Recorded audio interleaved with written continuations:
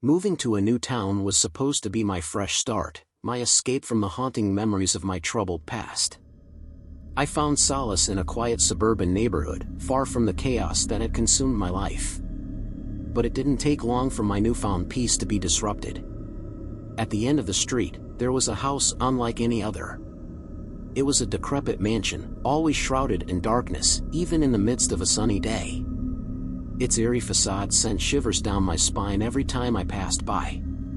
They said it belonged to Mr. Blackwell, a reclusive neighbor who rarely ventured outside his fortress-like abode. My initial curiosity about the house quickly turned into an obsession. Every night, I would sit by my window, peering through the blinds, hoping to catch a glimpse of Mr. Blackwell or discern the secrets hidden within those shadowy walls. My sleep-deprived state soon led to wild speculations about him, fueled by rumors from the neighborhood. Some said he practiced strange, occult rituals in the dead of night, invoking spirits from another world. Others whispered about bizarre sounds emanating from his house, like the mournful wails of lost souls. The more I heard, the more my imagination ran wild, conjuring up images of dark ceremonies and eerie entities. One moonless night, my curiosity reached its peak. Unable to resist any longer, I decided to investigate the house myself.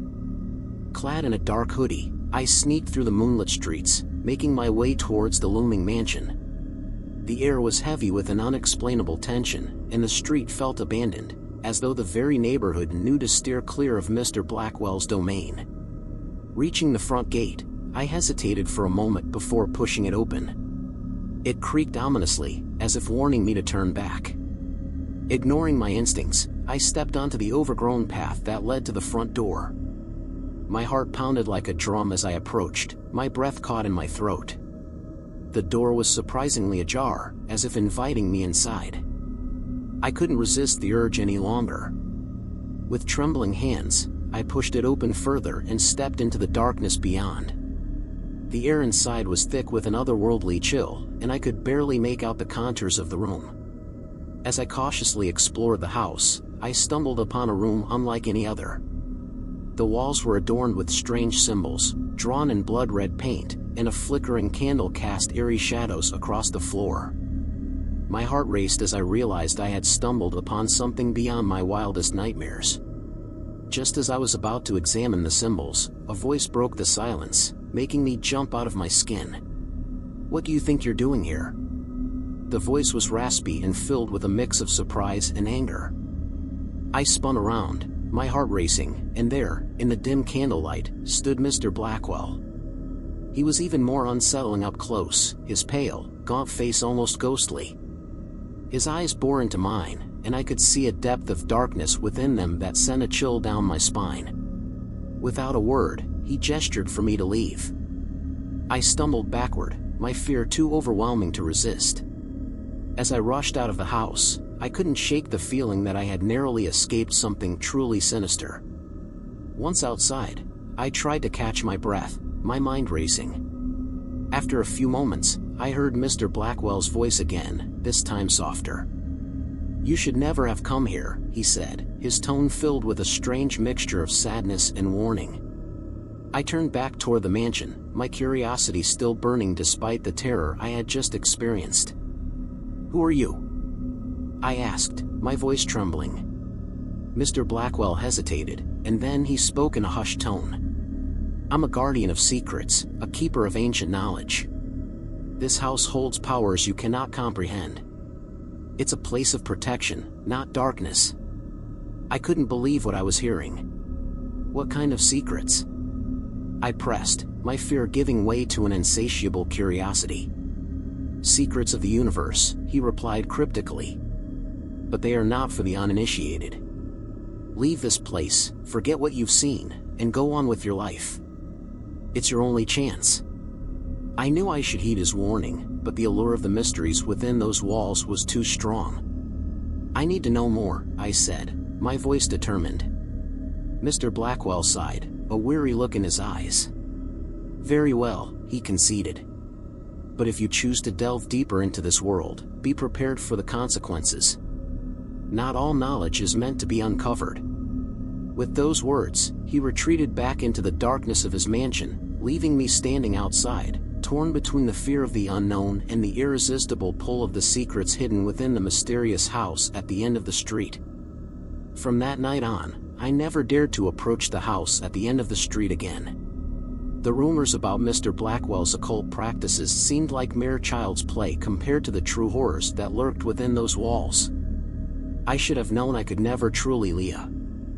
Story 2. Living in a quiet suburban neighborhood was a dream come true for us, the Johnsons. The picturesque houses, neatly trimmed lawns, and friendly neighbors were a welcome change from the hustle and bustle of city life. And at the center of our newfound happiness were the Smiths, our seemingly perfect neighbors. The Smiths, Harold and Evelyn, were the epitome of the ideal neighbors. They greeted us with warm smiles when we moved in and were always ready to lend a helping hand. Evelyn would often bring over freshly baked pies, and Harold offered to mow our lawn on more than one occasion. They were a pleasant couple, always impeccably dressed in a style that seemed timeless. As the months passed, however, my husband, David, and I began to notice peculiarities about the Smiths. It started with their appearance. While we were slowly aging, the Smiths remained remarkably unchanged. They seemed frozen in time, with not a single wrinkle or gray hair to betray the passing years. "I'm sure we're just imagining things," my husband whispered to me. "We only just joined the neighborhood."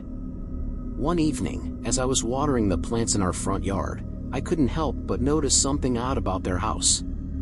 It was bathed in an eerie, otherworldly glow, casting an unnatural light that danced across their windows like flickering flames. David and I exchanged puzzled glances, wondering if it was some kind of elaborate lighting setup. Unable to let it go, David decided to investigate further. He volunteered to help Harold with a home repair project, hoping to learn more about the strange occurrences. I watched from our window as they worked in the Smiths' backyard, their conversation growing more hushed and intense with each passing moment. "That's an interesting design you've got here, Harold," David remarked, trying to sound casual as he glanced around the backyard. Harold, who was tinkering with a peculiar-looking device, looked up and smiled. "Oh, thank you, David. It's a little hobby of mine. Helps keep me young, you know?" David couldn't help but notice how Harold's smile seemed a bit too perfect. "You and Evelyn both seem to have found the secret to staying youthful," he commented, trying to steer the conversation. Evelyn, who was sitting nearby, chimed in, "Oh, it's all about living a stress-free life and enjoying the simple pleasures, dear." That night, as we lay in bed, David revealed his suspicions. He believed the Smiths were not what they appeared to be, perhaps some kind of supernatural beings. I laughed it off, thinking it was just a wild theory born out of curiosity. But David couldn't let it go. He spent hours researching folklore and legends, looking for clues that might explain the Smiths' peculiar behavior. And the more he dug, the more convinced he became that they were hiding a dark secret.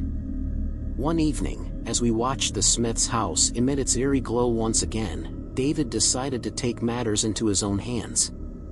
He sneaked into their backyard, armed with a camera to capture evidence of their supposed supernatural nature. I watched nervously from our window, fearing the consequences of his obsession. Hours passed, and David hadn't returned. Panic set in, and I rushed over to the Smiths' house, determined to find him. As I entered their backyard, I was met with a sight that chilled me to the bone. David was there, standing perfectly still, his eyes fixed on something in front of him. And in the center of the backyard stood the Smiths, their eyes glowing with an unnatural light. They had unearthed a hidden trapdoor, revealing a staircase that descended into darkness. I approached cautiously, trying to call out to David, but he didn't respond. The Smiths turned their eerie gazes toward me, and I felt a wave of dread wash over me. I realized then that David's suspicions were not unfounded. Before I could react, Evelyn spoke, her voice strangely melodic yet filled with an undercurrent of menace. "You shouldn't have come here, dear." Harold stepped forward, his eyes locked on mine. "But since you've seen, you must join us." In the end, David and I managed to escape that night, but the horrors we witnessed haunted us for the rest of our lives. We left that suburban neighborhood behind, forever scarred by the knowledge that darkness can lurk beneath even the most perfect facades. The Smiths were not human, and we were fortunate to have survived. Story 3. The tight-knit community in which I lived was the kind you read about in storybooks. Neighbors knew each other by name, kids played together in the street, and we gathered for barbecues on warm summer evenings. But our peaceful existence was shattered when Mr. Jerd, one of our own, vanished without a trace. It started as an ordinary day. The sun was shining, and laughter echoed through our quiet neighborhood. But by evening, hushed whispers filled the streets. No one had seen Mr. Jerd, our quiet and unassuming neighbor, all day. Concerned murmurs turned into frantic calls to his phone, but there was no answer.